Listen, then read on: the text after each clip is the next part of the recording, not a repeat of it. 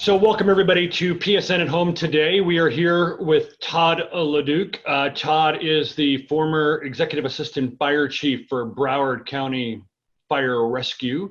And Todd has always been passionate about firefighter health and safety and now continues that passion at LifeScan Wellness Centers. And he has done a lot of work really to look out for what is needed to really ensure we have the best safety for our firefighters across the world.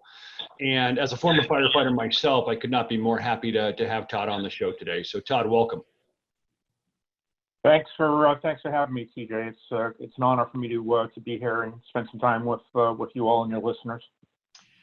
Yeah, and I just want to I'll jump in. I mean, from my perspective as well. I mean, I think what you do, and we want, when we heard about this segment and kind of what you wanted to talk about, we really jumped at it, especially during this time. Craziness going on with COVID and just generally, I mean, you don't go a day really without reading public safety news and not hearing something about firefighter safety, and the kind of ongoing endemic causes of some of the health concerns that are hindering our first responders. It's such a critical topic. So just thrilled that you're on and that you're spending the time and focus and your expertise on such an important issue. Thanks, Jason. I really appreciate that, and I echo your insight. We have the I'll call it, unfortunately, the status quo occupational health challenges to firefighters, but it's really compounded with the health challenges that we've seen with exposures to the COVID virus. So we're still learning daily what the impact of that's going to be beyond some of the infections we've seen, and unfortunately, some of the line of duty deaths we've seen in first responders already. Yeah, it's just having such an impact on firefighters, EMTs, paramedics, and others across the country, everybody in public safety for sure. One of the unique things, though, is I think firefighter safety is a long-term planning issue, right? Firefighter safety is about investing in our health, just like we invest in the maintenance of our fire engines and we invest in building fire stations. We need to invest in those firefighters, obviously, who respond each and every day. And so, one of the things, I know what I went through years ago, which was probably not necessarily enough on today's standards from a perspective of firefighter physicals and yearly testing and other things that need to occur. And especially when we look at hazardous materials and other things that firefighters are exposed to today have gotten worse and worse. What's the ideal for a fire department if somebody's out there listening today? What should everybody really be doing if we focus less on, I guess, the cost for a minute and just focused on what would be the best thing for a firefighter if they were even a young firefighter going into our public safety industry? What should they expect to be the right way to do this if you could design it perfectly? Yeah, absolutely.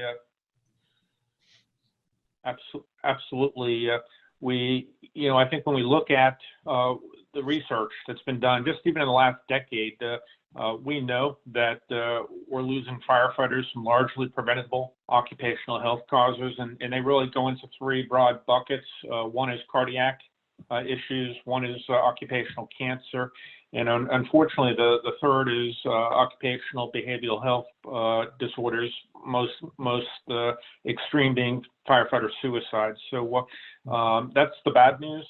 Those are all unique occupational risks. The bright news for not only incumbents, but for new members coming into the service, each of those three are largely preventable through early detection. And that's really the key. The industry as a whole has taken a number of steps to mitigate the risk of exposure, cancer being one, heat stress for cardiac being another. But a vital critical component is that early detection piece you alluded to, TJ. The company that I now work for, LifeScan Wellness Centers, we see about 40,000 police and firefighters a year doing an NFPA 1582 physical, but then expanding it. So it's actually a 3-hour physical in focusing on early detection. We know that in each of those disease processes, if we find the disease at the earliest incipient stage, So if we find stage 1 or even a precancerous lesion or growth, the outcome is tremendously much more successful for overall health and survival, and the cost as well. You mentioned on cost. We would never think of not doing preventative maintenance on our apparatus.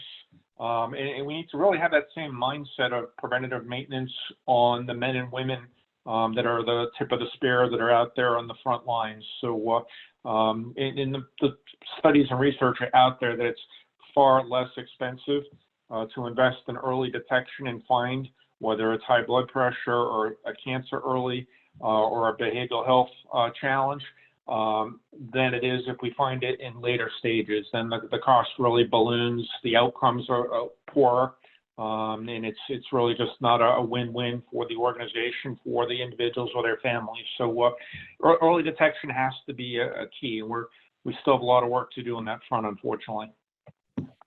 It's a great point and very well taken. But let me ask you a little more insight into this. I mean, this is both an individual and an institutional issue, right? I mean, so there are individual responsibilities that firefighters need to be taking, but also from an agency and department perspective. Can you give a sense of, what are the different things that firefighters should be doing, individually, but even more so, what kind of programs institutionally should the departments be implementing in order to achieve that early detection and to keep the firefighter safe and out on the front lines? Yeah, great point. And I think at some point the two of those intersect from a personal accountability standpoint and from our systems perspective. Right. So we know when we look at, again, I got to give kudos to our occupational health researchers that have done a tremendous amount of enlightening work in the last 10 years on this topic. But we know as a whole, public safety providers typically have a propensity to higher weight, typically from stress, poor eating, sleeping disorders. We also know that the prevalence of diabetes, hypertension are all part of that equation. So as is behavioral health disorders such as stress, elevated stress levels. So we know that if we take no action as individuals, that's only going to compound as we get further along in our career. There's a study that's been done, the FLAME study, shows that firefighters take no action at all on personal wellness. They typically will put on between 2 and 3 pounds a year.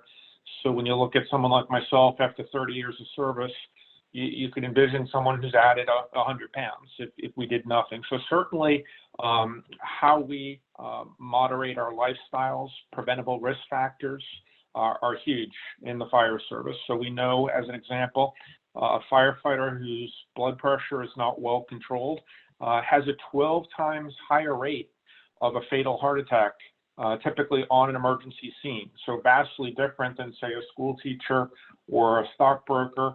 We have that unique risk. So there's a personal responsibility for maintaining personal wellness, both physically, behaviorally, lifestyle-wise. But then there's also certainly an obligation for departments to provide the resources. And when I say that,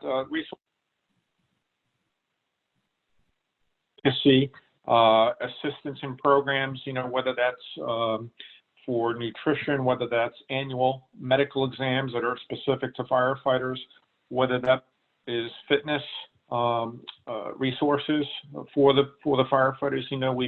We've all probably heard of this term, tactical athlete, which is kind of the buzz term now. But we know from metabolic testing that the essential job functions of firefighters are actually that of performance level metabolically of professional athletes. So we need to make sure we're prepared physically and fitness wise for those. So just digging, pulling on that thread a little bit deeper. I mean, are you, personally, are you a proponent of, mandatory medical screening within agencies or even minimal performance level testing in order to be, cleared for, performance out in the field? I mean, what kind of things, do you believe, should be mandatory and should be implemented to help, not only keep the health and safety of firefighters, but also, the larger administrative and cost and efficiency burdens that tax the system, obviously, as well? No, that's a great question, and let me start by answering it this way. I think our end consumer, which is our communities we serve, have an expectation when they call 911 that they will have responders that are fully mentally and physically prepared to do the job safely. Having said that, we know that from surveys done through the International Association of Fire Chiefs that about 20% of career departments are still not doing any type of occupational medical exams, and that number is double that in the volunteer fire service, which of course makes up the vast majority of firefighting in the United States. So I'll say this: I do believe that it is a necessity that we have these programs in place. The challenge, obviously, is there's a lot of trepidation, particularly from incumbents, in terms of what happens if we identify issues. So I've seen the most successful programs be in organizations that use what I call the carrot approach as opposed to the stick approach. Even my own department, we went from having no annual mandatory NFPA physicals in place.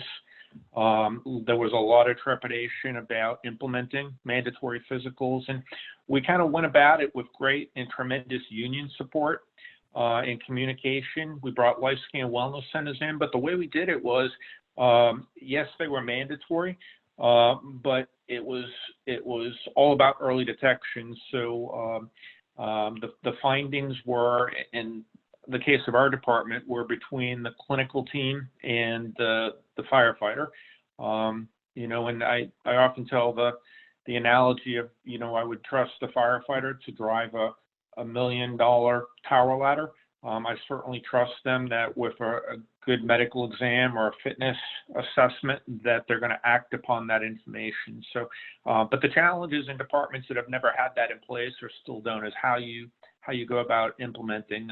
It's sometimes difficult to go from 0 to 100 overnight. We've got to, many cases, walk before we can run. But I think if it's implemented in a manner that builds trust and builds that assurance to the rank and file, that this is all about just making sure you go home at the end of the shift safely, and that you enjoy a long career and hopefully a long retirement after that. So the devil is in the details, the approach, and I certainly believe it can be implemented in a mandatory fashion, but doing it in a way that you get embracing buy-in. Well, I just have to say, I think that's a perfect spot for us to end on. And it's really critical that our firefighters are well taken care of and that they do go home safe at the end of their shift, and that their longevity, when we talk about exposure and higher rates of cancer and other issues that are there, is also ensured. And, they give their life for their communities, and we want them to have a long and positive life long after they retire from the fire service or after their service in a volunteer organization. It's just critical that we continue to have the amazing fire service that we do here in the United States as well as abroad, and it's just incredible work that all firefighters do for their community. So thank you, Todd. Really appreciate having you on today. Thank you for the opportunity. Stay well, stay safe, and thank you again. Enjoyed the time.